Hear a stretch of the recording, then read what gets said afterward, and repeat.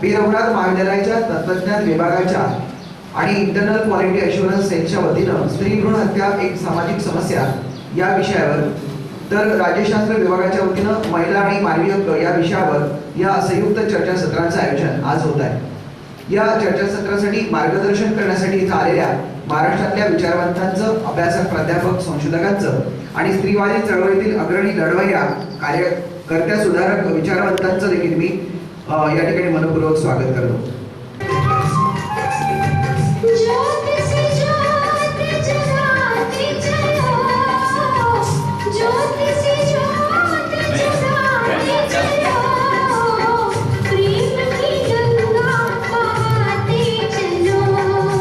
माननीय डॉक्टर सुधाताई कांकरिया यांचं देखील स्वागत आणि सत्कार माननीय लताबाई सोनी यांनी करावा अशी मी त्यांना विनंती करतो।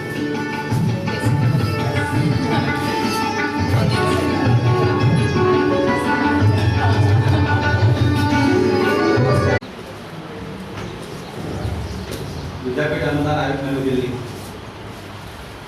बी रघुनाथ कला विज्ञान वाणिज्य महाविद्यालयातील इंटरनल क्वालिटी अश्युरन्स सेल, महाविद्यालयातील तत्वज्ञान विभाग तसेच महाविद्यालयातील राज्यशास्त्र विभाग आणि स्वामी रामानंद तीर्थ मराठवाडा विद्यापीठ नांदेड यांच्या संयुक्त विद्यमाने आयोजित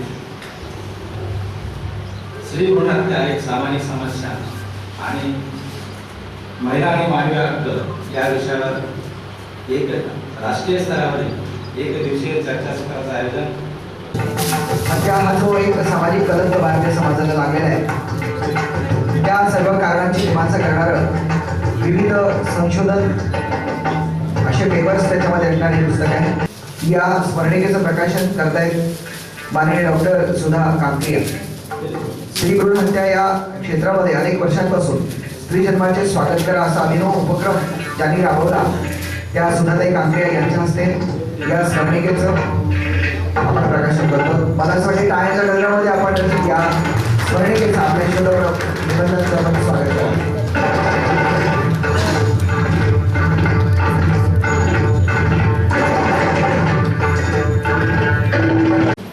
सर्व मान्यवर आणि उपस्थित बंधू भगिनींनो, प्रथमतः या चर्चासत्राचं उद्घाटन झालं असं मी जाहीर करतो।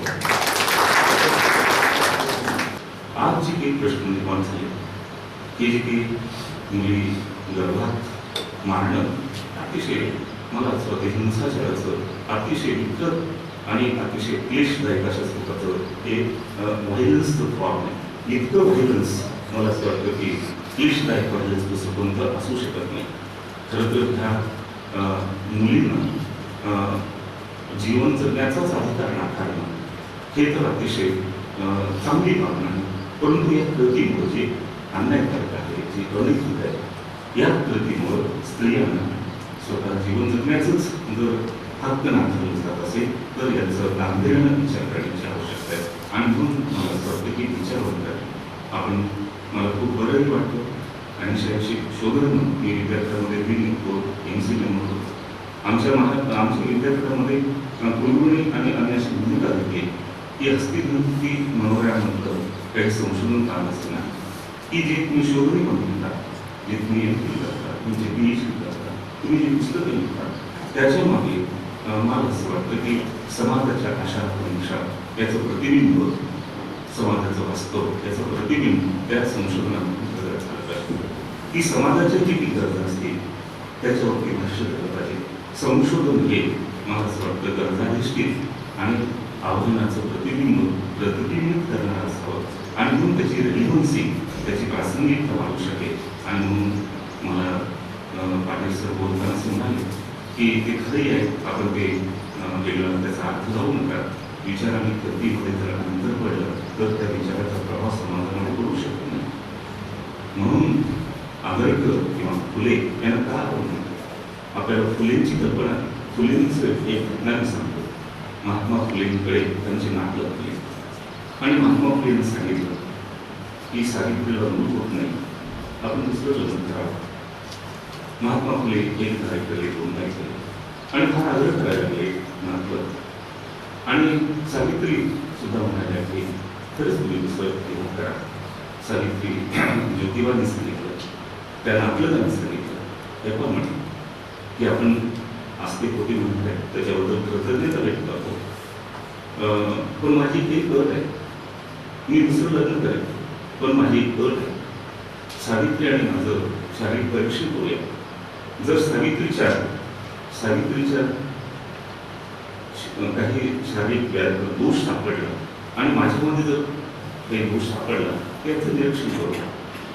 सावित्रीमध्ये दोष सापडले तर मी दुसरं घेऊ काय, परंतु तुम्ही मात्र मला याची परवानगी दिली पाहिजे की जर माझ्यात दोष आढळले तर सावित्री फुलेंना दुसरं लग्न करण्याचं तुम्ही संधी दिली पाहिजे. ही समता आहे. हे समतेचं एवढं मूर्तिमंत उदाहरण महाराष्ट्रातल्या कोणीही समाजसुधारकांनी महाराष्ट्राच्या समोर ठेवलं नाही. मला असं वाटतं की हे जे एक विचार आपण करतो तसं जगण्याची कामं आवश्यक आहे. आणि हे सगळे जे प्रश्न सामाजिक जे प्रश्न निर्माण करते, खरं सांगतो एका अर्थानं म्हणजे घाबरून जायचं काही कारण नाही. 11-12 अशा स्वरूपाच्या आव्हानाने प्रश्न उभा राहिले तेव्हा विचारवंताचं हे काम आहे की या स्थितीतून समाजाला आणि मानव जातीला बाहेर काढायचं. त्याच्यासाठी विचारवंतांनी थोडा व्यापक विचार, थोडा सखोल विचार, थोडा दूरदृष्टीचा विचार करण्याची आज आवश्यकता आहे. सर्वप्रथम मी अभिनंदन करते संयोजकांचं आणि उपस्थित सर्व सहभागी माझ्या बंधू आणि भगिनींचं, कारण हा विषय 2 अँगलने इथे चर्चेला जातोय. या विषयावर विचार मंथन होते आणि विचार मंथन झाल्यानंतर एक अमृत विचार त्यामधून निघणार आहे आणि तो विचार घेऊन आपण कृती कार्यक्रमाची आखणी करणार आहोत आणि त्याप्रमाणे कृती करून केलेला संकल्प आपण सिद्धीस नेणार आहोत. आजचा विषय आहे स्त्री भ्रूण हत्या एक समस्या. हा विषय अत्यंत गंभीर आहे. हा विषय अत्यंत गुंतागुंतीचा आहे. हा विषय अत्यंत कॉम्प्लिकेटेड आहे की कुठल्या अँगलने त्याचा विचार करावा, कुठल्या बाजूने त्याला सामोरं जावं असा प्रश्न आपल्या समोर निर्माण होतो. असा अत्यंत गुंतागुंतीचा हा प्रश्न आहे. मग त्याला एक लीगल अँगल आहे, त्याला एक सामाजिक अँगल आहे, त्याला एक आर्थिक अँगल आहे, त्याला एक भावनिक अँगल आहे, त्याला एक धर्मकारणाचा अँगल आहे. अशा विविध अँगलनी म्हणजे एकच गोष्ट आहे आणि ती गोष्ट वेगवेगळ्या 10 दिशांनी पाहिल्यानंतर ते वेगवेगळं स्वरूप घेतं, वेगवेगळं संकट उभं करतं. अशा प्रकारचा अत्यंत कॉम्प्लिकेटेड असा हा सब्जेक्ट आहे आणि अशा या सब्जेक्टवर आपण विचार मंथन करण्यासाठी आज इथे जमलेलो आहोत. वर्षाताईंनी त्यांचा एक भूमिका स्पष्ट केली. अत्यंत सुंदर रीतीने त्यांनी एक भूमिका मांडली. मी असं नेहमी म्हणत आलेली आहे की ही जी चिमुकली आहे ही प्रज्वलित झालेल्या पणतीसारखी आहे आणि कलियुगाच्या वादळ वाऱ्यामध्ये ती विझू पाहत आहे. ती विझू नये म्हणून 2 हातांचं संरक्षण तिला आवश्यक आहे. एक हात हवा आहे कायद्याच्या ताबडतोब आणि कडक अंमलबजावणीचा आणि दुसरा हात हवा आहे समाजाच्या सकारात्मक बदलाचा. ह्या दोन्ही गोष्टी जेव्हा होतील तेव्हाच मुलीचा जन्म होऊ लागेल, तिला आदर सन्मान मिळेल, तिला प्रतिष्ठा मिळेल, ती सुरक्षित राहील आणि स्त्री पुरुष समानतेच्या दृष्टीने एकमेकांसमवेत एकमेकांना पूरक आहे या भावनेने ती समाजामध्ये वावरू लागेल. वेळ नाही गेली अजून हाक देते मी तुला, वेळ नाही गेली अजून हाक देते मी तुला, खुडू नको कळी आई, खुडू नको कळी आई, देश घडवायचा आहे मला, देश घडवायचा आहे मला. अशी आज अशी हाक ही चिमुकली आपल्याला देत आहे. मग आपण नेमकं काय केलं पाहिजे, कशा पद्धतीने आपण आपल्या जीवनाची आखणी केली पाहिजे की जेणेकरून आपल्याला मुलीच्या जन्माचं स्वागत करता येईल. छोट्या छोट्या गोष्टी पण त्या आपल्या रोजच्या जीवनामध्ये जर आपण पाळल्या तर त्यातून नक्कीच सकारात्मक बदल होईल. अशा प्रकारचा प्रयत्न तरी आपण नक्कीच करू शकतो. म्हणजे सर्वांना करता येण्यासारखं, सगळ्यांना सहजतेने करता येण्यासारखं अशा प्रकारच्या काही गोष्टी मी तुम्हाला आज सांगणार आहे. त्यातला सर्वात आधी आपण सगळ्यांनी संकल्प करूया की माझ्या कुटुंबामध्ये, माझ्या वैयक्तिक कुटुंबामध्ये एकही स्त्री भ्रूण हत्या होणार नाही आणि प्रत्येक स्त्री जन्माचं आम्ही स्वागत करेल. अशा पद्धतीचा संकल्प वैयक्तिकरित्या आपल्या सगळ्यांना करायचा आहे. आणि जेव्हा हा संकल्प सार्वजनिक ठरतो, जेव्हा सगळेजण मिळून एखादा संकल्प करतात तेव्हा त्याला ठराव असं म्हटलं जातं. मग आज आपण सगळेजण कॉलेजमध्ये काम करतो.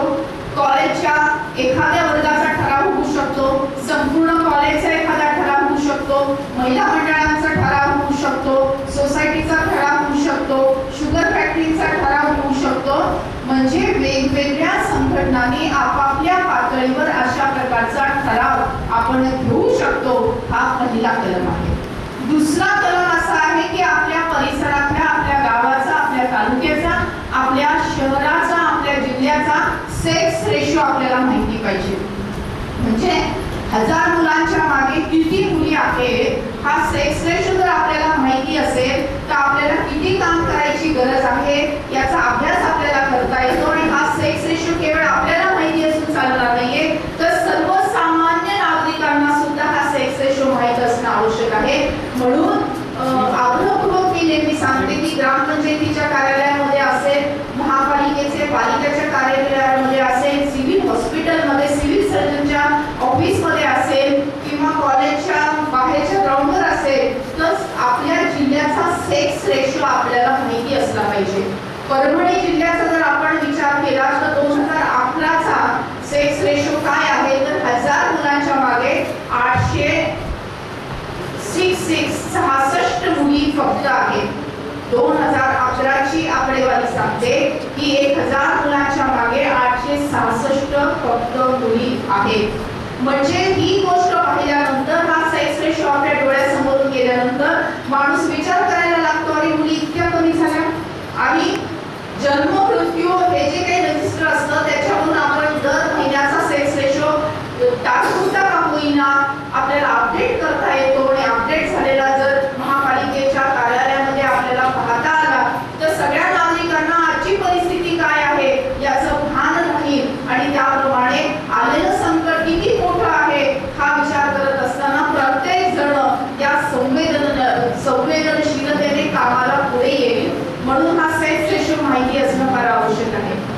तिसरी गोष्ट, याच्यामध्ये लोकसहभाग आवश्यक आहे. लोकसहभाग आवश्यक आहे. म्हणजे केवळ आपण नाही तर आपल्या सोबत असलेले सगळे सोयरे, नातेवाईक, मित्र मंडळी, आपले सहकारी, आपले क्लासमेट, आपल्या आजूबाजूचे सगळे याच्यामध्ये कसे सामावले जातील, समाजाचा प्रत्येक घटक याच्यामध्ये कसा सहभागी होईल याचा विचार आपण केला पाहिजे. मग त्या लोकसहभागासाठी एक छोटीशी योजना जी लोकसहभागातून आपण राबवू शकतो तर त्याला आपण 1 रुपयाची जादू योजना असं आपण म्हणतो. तर तुम्ही तुमच्या कॉलेजच्या पातळीवर सुद्धा ही राबवू शकता. तर 1 रुपयाची जादू योजनाच्या माध्यमातून कन्या जन्म आनंद सोहळा साजरा करणं. आपल्या सगळ्यांना माहिती आहे, सगळ्यांनी अनुभव घेतलेला आहे की मुलगा झाला की बरोबर आनंद होतो, पेढे न सांगता वाटले जातात. आणि मुलगी झाली तर मुलीच्या आईपासून सगळे निराश आणि उदास होतात. आणि अनेक ठिकाणी अनेक गोष्टी, निगेटिव्ह गोष्टी होताना आपण पाहत आहोत. तर हा उदासपणा आपल्याला घालवायचा आहे, ही निराशा आपल्याला घालवायची आहे आणि त्या जागी आनंद आपल्याला पेरायचा आहे. आणि तो आनंद जाहीररित्या पेरण्याच्या दृष्टीने कन्या जन्म आनंद सोहळा तोही लोकसहभागातून आपल्याला साजरा करायचा आहे.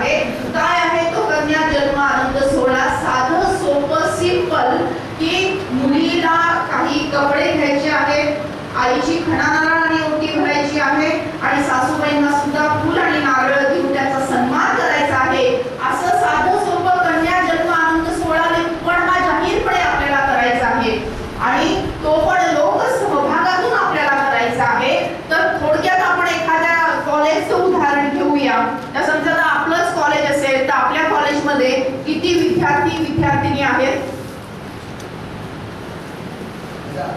1000 विद्यार्थी आणि विद्यार्थिनी आहेत. आपण हे 1000 आपले स्टुडंट म्हणजे 1000 कुटुंब आपण समजूया. या 1000 कुटुंबामध्ये जर मुलीचा जन्म झाला तर प्रत्येक कुटुंबाने फक्त 1-1 रुपयाचं कॉन्ट्रीब्युशन करायचं.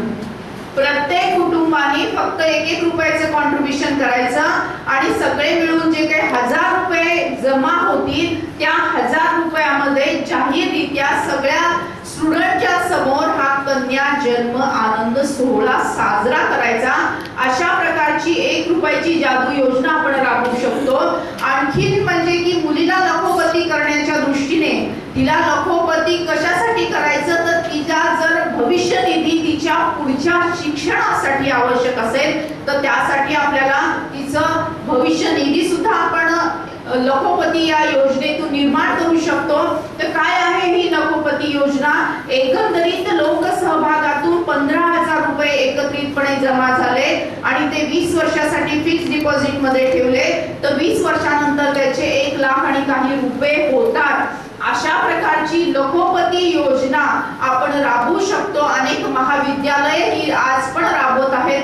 अनेक गाव पातळीवर सुद्धा लखोपती योजना ही चालू आहे आणि आताच नुकतंच महाराष्ट्र शासनाने सुकन्या योजना बिलो पॉवर्टी लाईन ती जाहीर केलेली आहे. तर त्याचाही अभ्यास करून त्याचीही आपल्याला लाभ कसा लोकांना करून देता येईल याचा विचार करणं आपल्याला आवश्यक आहे. म्हणजे लोक सहभाग त्याच्यामध्ये आवश्यक आहे. चौथा कलम आहे फक्त मुली असलेल्या परिवारांचा सन्मान करणं.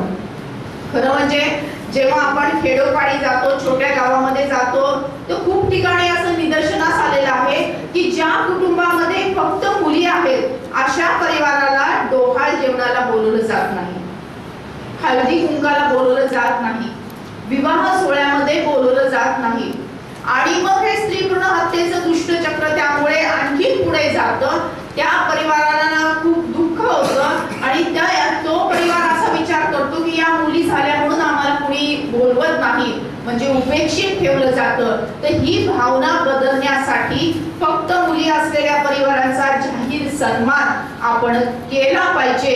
आणि त्या दृष्टीने आजच्या या सभेमध्ये असे किती परिवार आहेत, भाग्यशाली परिवार आहेत की ज्यांच्याकडे फक्त मुली आहेत. हात वर करा. 1 2 3 4 5 6 7. तर याच्यासाठी सुरुवातीला टाळ्या वाजवूया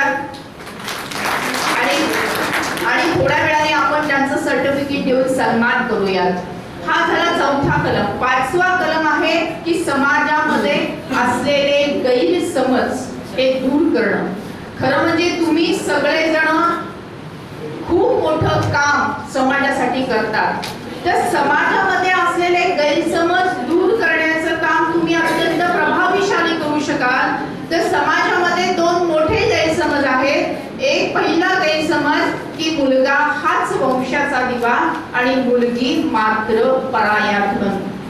तर मुलाला वंशाचा दिवा का म्हणतात याचा जर अभ्यास आपण केला तर मुलगा शिकतो, मुलगा कमावतो, मुलगा म्हातारपणाची काठी होतो आणि शेवटी अग्नी देण्यासाठी मुलगा लागतो असं म्हटलं जातं. पण या 4 कारणांचा तुलनात्मक अभ्यास जर आपण केला तर ह्या 4ही कारणांमध्ये मुलगा शिकतो, मुलगी पण शिकते, मुलगा कमावतो, मुलगी पण कमावते, मुलगा म्हातारपणाची काठी होतो. इथे प्रश्न चिन्ह द्यावं लागेल आणि हे तुम्ही सगळेजण कबूल कराल. आणि अग्नी देण्यासाठी मुलगा लागतो असं म्हटलं जातं. पण आजकाल आपण पाहतोय की वेळ आली तर हे सुद्धा कार्य करण्यासाठी महिला कधी मागे फिरत नाही. मग ही 4 कारण मुलगा वंशाचा दिवा आहे म्हणून सांगितली जातात की तुलनात्मक अभ्यास जर केला तर कोण झालाय वंशाचा दिवा.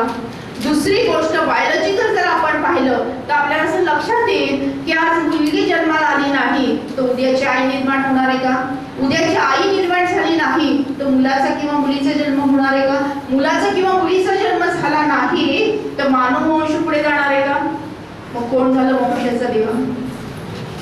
म्हणूनच म्हणते आता तरी विचार करा. म्हणूनच म्हणते आता तरी विचार करा. वंशाचा दिवा खरा कोण तुम्ही ओळखा. पणतीनेच पुन्हा दिवा प्रज्वलित होतो. पंडीनेच पुन्हा दिवा प्रज्वलित होतो. स्त्री असो वा पुरुष जन्मत स्त्रीच्याच पोटी घ्यावा लागतो. आईची महती कशाला हवी सांगायला, आईची महती कशाला हवी सांगायला. चला सज्ज होऊया स्त्री भ्रूण हत्या थांबवायला. चला सज्ज होऊया स्त्री जन्माचे स्वागत करायला. तर अशा प्रकारचा जो सामाजिक गैरसमज आहे तो आपल्याला दूर करायचा आहे. आणखीन एक सामाजिक गैरसमज आहे की कुटुंबामध्ये जर मुलाचा जन्म झाला नाही तर दोष हा आईला दिला जातो. खरं म्हणजे तुम्ही सगळेजण ज्येष्ठ श्रेष्ठ थोर सायंटिस्ट माझ्या समोर बसलेले आहात. मी तुम्हाला काय सांगणार, पण समाजामध्ये हा मोठा गैरसमज आहे. कुटुंबामध्ये जर मुलाचा जन्म झाला नाही तर दोष आईला दिला जातो. त्यांना समजून सांगितलं पाहिजे. म्हणून तुम्ही जर माझी माहिती पत्रिका तुमच्या हातात असेल त्यात 5वा कलम मी लिहिलेला आहे की आईकडे X आणि X असे 2 गुणसूत्र असतात, वडिलांकडे X आणि Y असे 2 गुणसूत्र असतात. आईकडून X आला, वडिलांकडून X आला, 2 X झाले. कोणाचा जन्म व्हायला पाहिजे?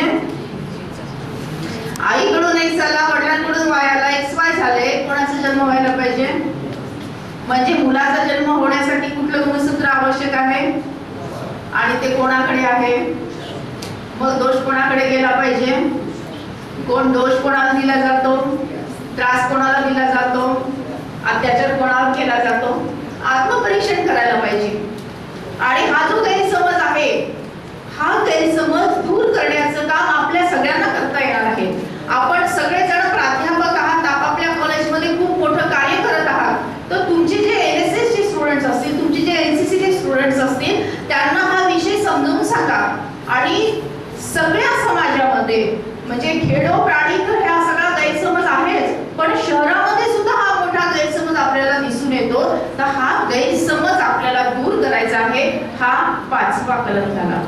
6वा कलम आहे नकोशीला करूया हवीशी. आता सोनोग्राफी मशीन काही वर्षांपूर्वी आलं. त्याआधी काय होतं? त्या आधी तर असं होत नव्हतं, पण मुलीचा जन्म झाला की कुठे तिला वाळूच्या खाली गरम वाळूच्या खाली सोडा, नाहीतर तिला विहिरीमध्ये ढकलून द्या, नाहीतर उशी टाकून तिला मारून टाकणार, नाहीतर बागेत नेऊन तिला सोडा किंवा मग कचऱ्यामध्ये तिला टाकून द्या. अशा गोष्टी होतात ना. याच्याही पलीकडे जाऊन ती जगली वाचली. तर अनेक उदाहरणं आपण सगळ्या देशामध्ये पाहिलेली आहेत की मुलीचं नाव नकोशी ठेवलं जातं. ती नको होती पण ती आली जन्माला, जी जगली वाचली, पण ती नको होती, नको आहे म्हणून तिचं नाव नकोशी ठेवलं जातं. बीड सारख्या जिल्ह्यामध्ये तिथं कडूबाई ठेवलं जातं. खानदेशमध्ये तिला खट्टी म्हटलं जातं. पुण्याच्या काही ठिकाणी तिला फसीबाई म्हटलं जातं, म्हणजे तिने फसवलं असं. मुलगा हवा होता पण झाली मुलगी आणि तिने फसवलं. अशा प्रकारचे नामकरण तिला दिले जातात आणि ते आयुष्यभर घेऊन तिला मिरवावे लागतात. आपल्याला आश्चर्य वाटेल की पुण्यासारख्या जिल्ह्यामध्ये एका गावाच्या सरपंचाचंच नाव नकोशी होतं. जी गावचा गाडा अत्यंत सुव्यवस्थितपणे पुढे नेत होती. अनेक सुधारणा तिने केल्या, अनेक विकासाची कामं तिने केले आणि तरी तिला सगळे नको नकोशी म्हणत होते. तिला मनातून खूप असं वाटत होतं की नाही आपलं हे नाव बदललं पाहिजे. पण योगायोग झाला आणि मी त्यांच्या गावी गेले आणि 1200 महिलांच्या साक्षीने तिचं नाव आम्ही जयश्री ठेवलं. अनेक उदाहरणं आहेत, खूप उदाहरणं आहेत की पुण्यासारख्याच घोडेगाव नावाचं गाव आहे. त्या गावामध्ये एका मुलीचं नाव, जी आता 10वी मध्ये ती शिकते, म्हणजे आज ती 10वीची परीक्षा देतीये, तिचं नाव फसीबाई. जेव्हा तिने 10वी मध्ये ऍडमिशन घेतली, म्हणजे एक 7-8-10 महिने झाले असतील, तर तेव्हा तिचा फोन आला की माझं नाव फसीबाई आहे आणि मला खूप लाज वाटतेय की माझ्या या 10वीचा फॉर्म मी या फसीबाई या नावाने भरू, माझे जे सर्टिफिकेट येईल, मार्कशीट येईल, हे सगळं फसीबाईच्या नावाने येईल आणि आयुष्यभर मी हे नाव घेऊन मिरवत राहू. मला खूप दुःख होतं, कारण तिने नकोशीच्या बातम्या वगैरे सगळ्या टेलिव्हिजनवरून वृत्तपत्रातून वाचल्या होत्या. आणि तेव्हा मग आम्ही तिच्या गावी गेलो, तिच्या आजी आजोबांशी बोललो, आई वडिलांशी बोललो. तेव्हा असं लक्षात आलं की त्यांना पहिला मुलगा झाला, खूप आनंद झाला. दुसरा मुलगा झाला, आणखीन आनंद झाला. आणि तिसऱ्या वेळेस त्यांना मुलगाच हवा होता, पण झाली मुलगी. मग हिने फसवलं म्हणून तिचं नाव फसीबाई ठेवण्यात आलं. मग जेव्हा आम्ही त्यांच्या आई वडिलांशी बोललो, आजी आजोबांशी बोललो, तेव्हा त्या मुलीची व्यथा आम्ही त्यांना समजावून सांगितली आणि मग काही महिन्यानंतर त्यांनी पण कबूल केलं की नाही, हिचं नाव आपण बदललं पाहिजे. मग तिला आम्ही विचारलं की काय ताई, तुला काय वाटतं, तुझं नाव काय असावं? मग तिने सांगितलं की माझं नाव संजना असावं असं मला वाटतं. आणि मग सगळ्या गावाच्या साक्षीने तिचं नाव संजना ठेवलं. म्हणजे अशा घटना आपल्या आजूबाजूला घडताना आपल्याला दिसतात. अनेक मुलींची अशी वेगवेगळी नावं ठेवली जातात. म्हणजे फक्त महाराष्ट्रात नाही, पंजाब आहे, हरियाणा आहे, उत्तर प्रदेश आहे, मध्य प्रदेश आहे, कर्नाटक आहे, सगळ्या भारतामध्ये अशी विचित्र अशी नामकरण हे मुलीला दिलं जातं. तर हे पण आपल्याला थांबवता आलं पाहिजे. आता इथे उपस्थित असणाऱ्यांनी किती जणांनी नकोशी किंवा कडूबाई किंवा खट्टी अशा प्रकारची नावं ऐकली किंवा पाहिली? हात वर करा. 1 2 3. म्हणजे मी आजपर्यंत प्रत्येक कार्यशाळेत आणि प्रत्येक सभेमध्ये हा प्रश्न विचारलेला आहे आणि प्रत्येक सभेमध्ये हात वर आलेलेच आहेत. म्हणजे हा प्रश्न हा सगळीकडे आहे आणि या मूलभूत प्रश्नाकडे सुद्धा आपल्याला लक्ष देणं आवश्यक आहे. 7वा कलम आहे तरुण पिढीचा सहभाग. तरुण पिढी, तुम्ही खरं म्हणजे तुम्ही सगळेजण तरुण पिढीचं नेतृत्व करता. तरुण पिढी ही तुमच्या नेतृत्वाखाली काम करते. जसं पुणे विद्यापीठाने कन्या रत्न वाचवा असं एक अभियान सुरू केलं आणि त्या अभियानाच्या माध्यमातून प्रत्येक कॉलेजला एक ऍक्शन प्लॅन दिला. तशा पद्धतीने मी सकाळी कुंभारे सरांशी पण बोलले. खरं म्हणजे आपल्या मराठवाडा युनिव्हर्सिटीने सुद्धा पुढे येऊन अशा प्रकारचा एक विषय अभ्यासक्रमामध्ये घेणं आणि हा प्रोजेक्ट वर्षातून कमीत कमी 3 प्रोजेक्ट या विषयावर करावेत अशा प्रकारचा एक अभ्यासक्रम विद्यार्थ्यांना देणं आवश्यक आहे. कारण तरुण पिढी या सगळ्या मुंबईमध्ये आली पाहिजे, या चळवळीमध्ये आली पाहिजे.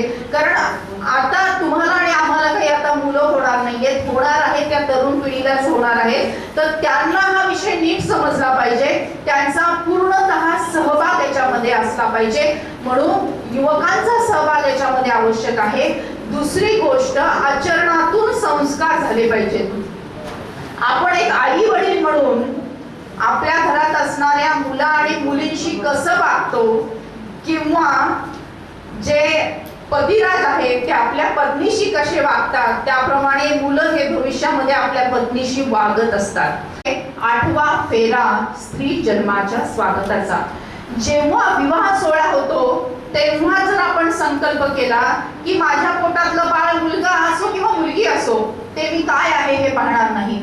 मुलगा असो किंवा मुलगी असो, दोघांचंही मी तेवढ्याच प्रेमाने आनंदाने स्वागत करेन, दोघांनाही तेवढ्याच प्रेमाने लहानाचं मोठं करेन. अशा प्रकारचं म्हणजे एक प्रकारचा संकल्प विवाह सोहळ्यामध्येच झाला, पती पत्नीने केला, तर त्यावेळेस सगळे नातेवाईक उपस्थित असतात, सगळा समाज उपस्थित असतो आणि त्यामुळे फार चांगला बदल होण्यासाठी मदत होऊ शकते.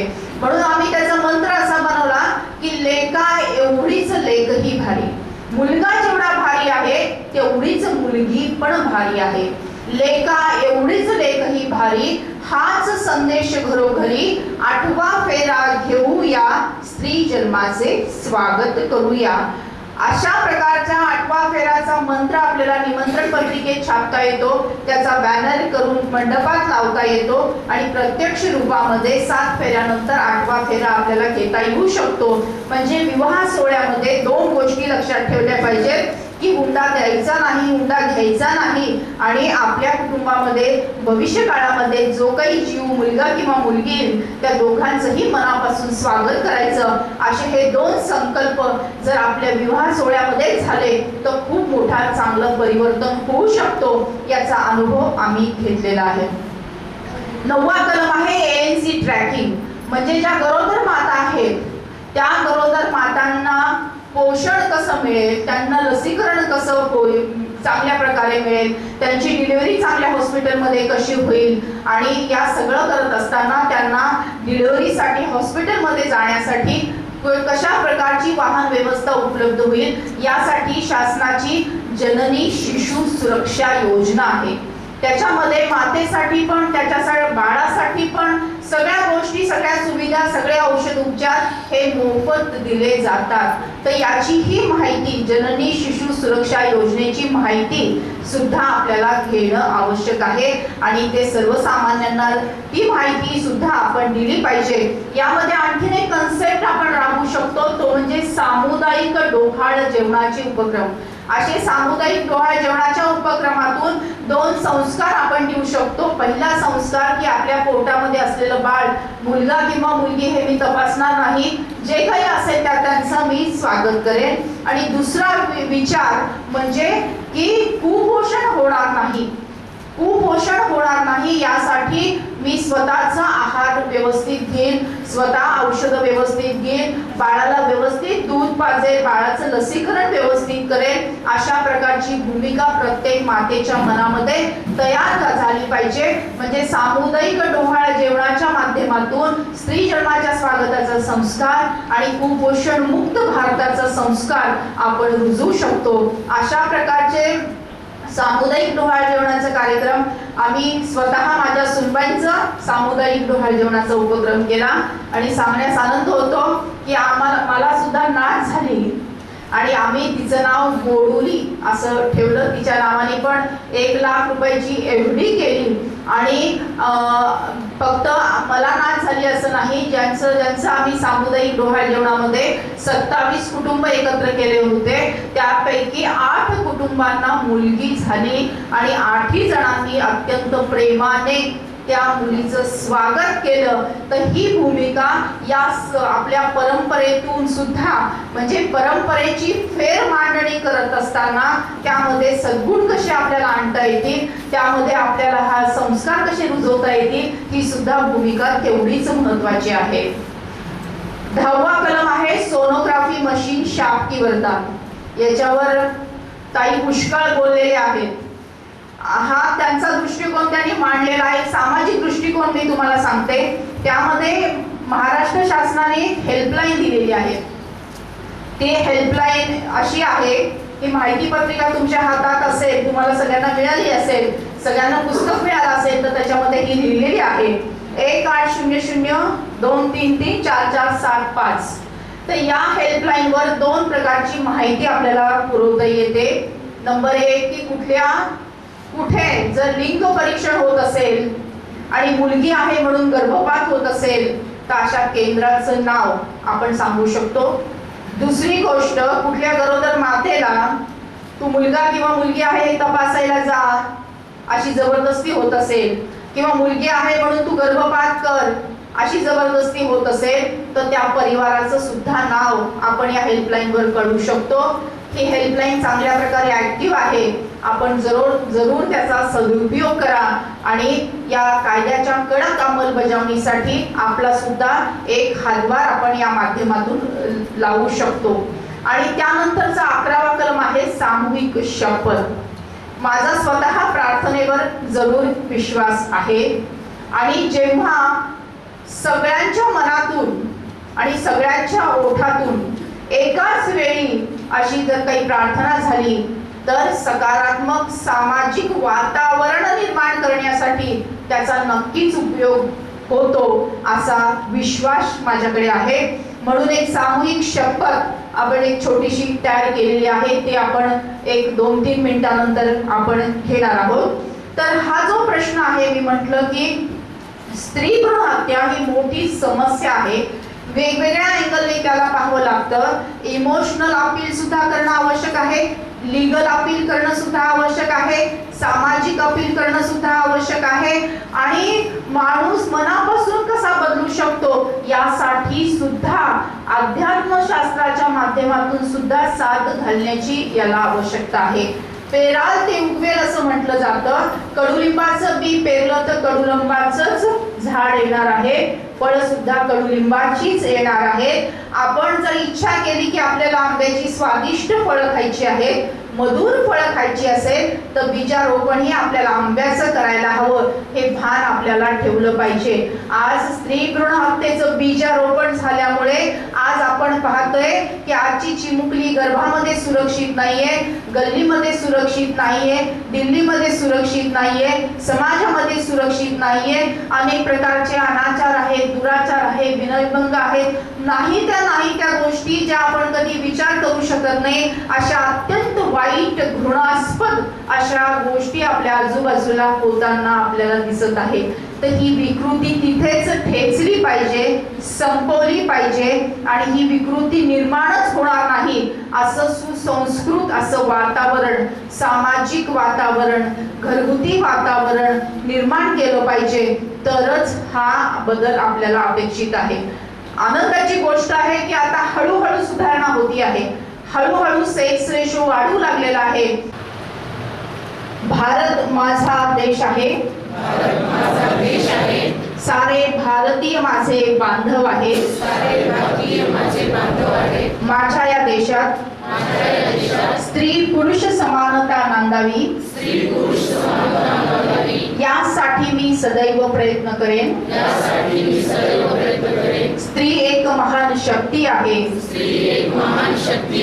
ती अनंत काळची माता आहे. मुलगा वंशाचा दिवा असेल तर मुलगी वंशाची पणती आहे.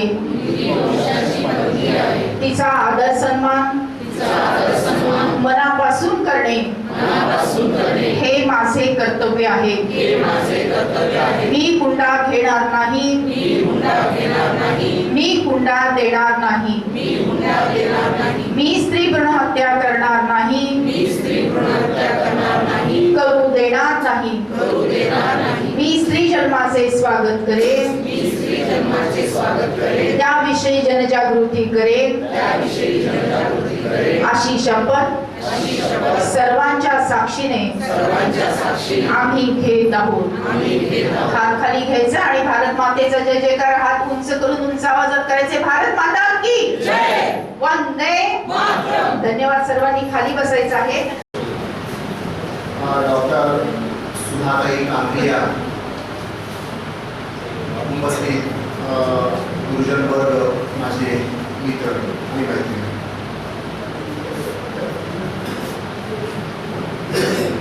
स्त्री जन्माचे स्वागत करा या चळवळीच्या प्रणेत्या सुधाताई, खरंच तुम्ही जे तुमचं वक्तव्य या सभागृहासमोर ठेवलं त्या प्रत्येक शब्दाशी मी सहमत आहे. एकही असा शब्द नाही की मला असं वाटतं की या आलेच जाऊन बोलावं किंवा ते मला मान्य नाही. अगदी 100% पूर्ण ते मला काय वाटतं सर्वांनाच ते मान्य असेल. आणि मला तर असं वाटतंय की जे काम सावित्रीबाई फुलेंनी केलं ते काम तुम्ही आणि वर्षाताई करत आहात. आणि तुम्ही काही सावित्रीबाई फुलेंपेक्षा कमी आहेत असं मला बिलकुल वाटत नाही. त्याचं कारण सांगतो मी तुम्हाला की तत्वज्ञानामध्ये 2 गोष्टी आहेत, what it is and what ऑट टू बी. काय आहे एवढं सांगून त्या थांबल्या नाही, तर काय असलं पाहिजे यासाठी ताईंचं हे जे कार्य सुरू आहे याचे आपण सर्वजण या ठिकाणी साक्षीदार आहोत. आम्हाला सर्वांना हे पुस्तक मिळालेलं आहे ताईंचं. या पुस्तकामध्ये त्यांनी केलेल्या कार्याचा पूर्ण लेखाजोखा आहे. आणि खरंच कधी कधी असं वाटतं की एवढं त्याचं कार्य बघितल्यानंतर अगदी नतमस्तक व्हावं असं वाटतं की आपण खरंच एवढं काहीच नाही करू शकत. समाजामध्ये जी स्थिती आहे, सगळ्या आपण पाहतो आहे, समाजामध्ये ही स्थिती कशासाठी आणि का निर्माण झाली, त्याला जबाबदार कोण आहे, त्याची काय कारण आहेत, या सगळ्या गोष्टीचा उहापोह आपल्या सोविनियरमध्ये जे खूप सारे रिसर्च पेपर आले त्या पेपरमध्ये झालेला असा असं मला वाटतंय. आणि या सगळ्या गोष्टीच्या पाठीमागं ह्या सगळ्या गोष्टी काय आहेत आणि काय असल्या पाहिजे त्याच्यासाठी ताईंची जी धडपड सुरू आहे ती अगदी पाखडण्याजोगी आहे. दुसरं सर, आपल्या सर्वांना माहिती आहे की स्त्री भ्रूण ज्याला आपण म्हणतो की फिटस जे आहे, कायद्याने ॲबॉर्शनला परमिशन आहे आपल्या सर्वांना माहिती आहे. पण केव्हा सकाळी सांगितल्याप्रमाणे FPP 1971 1971चा जो कायदा आहे, भारत सरकारच्या महिला व बाल कल्याण विकास मंत्रालयानं जो कायदा तयार केला त्या कायद्यामध्ये भ्रूण हत्यामध्ये त्यांनी मी मेल किंवा फिमेल फिटसविषयी बोलत नाही. तर तेव्हा आहे जर खरंच काही त्याच्यामध्ये जर जेनेटिक ॲबनॉर्मॅलिटीज असतील, खरंच त्याच्यामध्ये काही प्रॉब्लेम असेल त्या बाळामध्ये, ते जन्म घेऊन सर्वाईव्ह करायला जर फिट नसेल, तर अशा वेळेला अशा बाळाचा ॲबॉर्शन करायला भारत सरकारने परमिशन दिली आहे त्या कायद्याने. पण झालं असं की त्या कायद्याचा आपण दिवसेंदिवस वापर करत दुरुपयोग, त्याचा चुकीचा वापर करायला लागलो. मला असं वाटतंय साधारणतः 70च्या नंतर जेव्हा अल्ट्रासाऊंड सिस्टम जी टेक्निक यूज व्हायला लागली, त्यातनं आपणाला ते जे फिटस आहे ते फिटस त्याचं आपण आयडेंटिफिकेशन करायला लागलो. आपल्याला कळायला लागले ती मेल आहे की फिमेल आहे. आणि आपल्याला माहिती आहे अगदी फार प्राचीन काळापासून चालत आली जी आपली परंपरा आहे, त्याच्यामध्ये अनेक कारणं आहेत. जसं ताई आता म्हणायला तसं की मुलगा हा वंशाचा दिवा आहे. पूर्वी म्हटलं जायचं, आता खूप जनजागृती झाली आहे, आता त्याच्यामध्ये बरीचशी म्हणजे परिवर्तन झालेलं आहे असं वाटत नाही. आता शिकलेल्यांना काय न शिकलेल्या सुद्धा असं वाटतं की फक्त मुलगाच वंशाचा दिवा आहे, मुलगी काही कमी नाही, हे आपण सर्वांनी दाखवून दिलेलं आहे. अगदी स्टार्ट टू एंड पर्यंत देशाचं सगळ्यात शेवटचं पद तिथपर्यंत आज आपल्या भारतीय महिला गेलेल्या आहेत. त्याच्यामुळे त्या कमी आहेत असं नाही. आणि म्हणून मुलासाठी घट्ट करणं हे आजच्या समाजाला आवश्यक आहे. आपल्याला माहिती आहे गरज झाली. पण सांगायचे आहे की जेव्हा तो कायदा झाला त्या कायद्याचा दुरुपयोग व्हायला लागला आणि म्हणून भारत सरकारनेच 1994 मध्ये आपल्या सर्वांना माहिती आहे PCPNDT ऍक्ट 1994 लागू केला. मिसयूज होऊ नये. ॲबॉर्शनला तुम्हाला केव्हा परमिशन दिली जाईल? जेव्हा मी मगाशी सांगितल्याप्रमाणे जर ॲबनॉर्मॅलिटी असेल तर.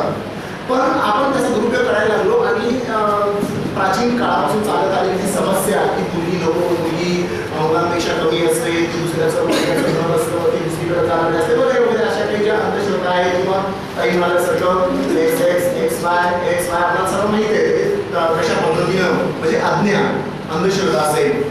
आणि दुसरं असं की कायद्याचं काटेकोरपणे पालन न होणं असेल. आता माझा नेहमी प्रश्न असं असतो की या संदर्भामध्ये भारत सरकारने तो कायदा बनवला. मला वाटते 2003 मध्ये तो PCPNDT ऍक्ट अमेंड करण्यात आला की तो अजून स्ट्रॉंग करण्यात आला की नाही एवढं करूनही कायद्याची अंमलबजावणी पूर्णपणे होत नाहीये आणि ह्या घटना दिवसेंदिवस दिसत नाहीये पण जुन्या ह्याच्यामध्ये त्या होत आहेत. आणि म्हणून त्याच्यामध्ये अजून स्ट्रॉंगनेस आणण्यात आला 2003 मध्ये. असं असूनही अशा प्रकारच्या घटना होत असताना दिसतात. काय याच्या पाठीमागचं कारण असेल? त्याच्या पाठीमागचं कारण काय असू शकतं? त्याला कारण मी आहे, तुम्ही आहात, त्या आहेत. मी असं म्हणत नाही की फिमेल त्याला जबाबदार नाही. सकाळपासून आतापर्यंत झालं त्याच्यामध्ये बऱ्याच बायका अशा आहेत की त्यांनाही असं वाटतं की मला मुलगी नको. काही घरामध्ये पुरुषांना असं वाटत असं की मुलगी पाहिजे, पण बायकांना असं वाटतं की नको. काही याच्यामध्ये पुरुष जबाबदार असतील, काही याच्यामध्ये स्त्रिया जबाबदार असतील, काही याच्यामध्ये सामाजिक परिस्थिती जबाबदार असेल. एकेक प्रकारे आपण सर्वच म्हणजे मेल आणि फिमेल दोघंही या घटनेसाठी तेवढेच जिम्मेदार आहोत. दुसरं कायद्याचं काटेकोरपणे पालन न होणं. काही वैद्यकीय पेशामध्येच आहेत, आपल्याला सर्वांना माहिती आहे प्रत्येक ह्याच्यामध्ये असे काही लोक असतात पडली. मी म्हणत नाही की मेडिकल ह्याच्यामध्ये पडली लोक असतात, आमचे क्षेत्रामध्ये काही लोक पडली असू शकतील, प्रत्येक क्षेत्रामध्ये ह्या सगळ्या गोष्टी आहेत.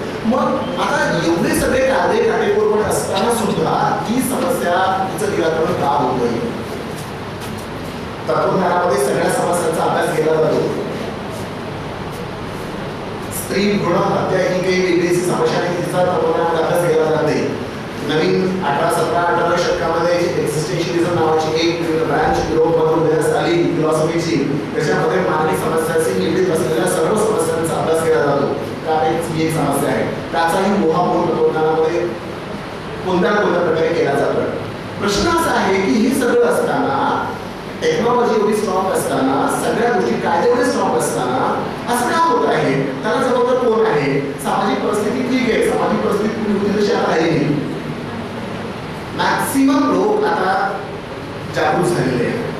फार कमी इलिटरसी आहे. जवळजवळ सर्वच आता लिटरेट झालं असं मला काही हरकत नाही.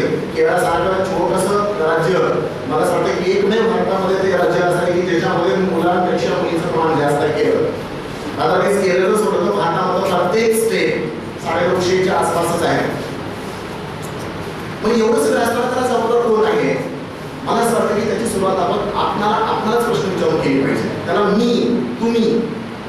स्त्रिया आणि पुरुष त्याला जबाबदार आहे, डॉक्टर त्याला जबाबदार आहे.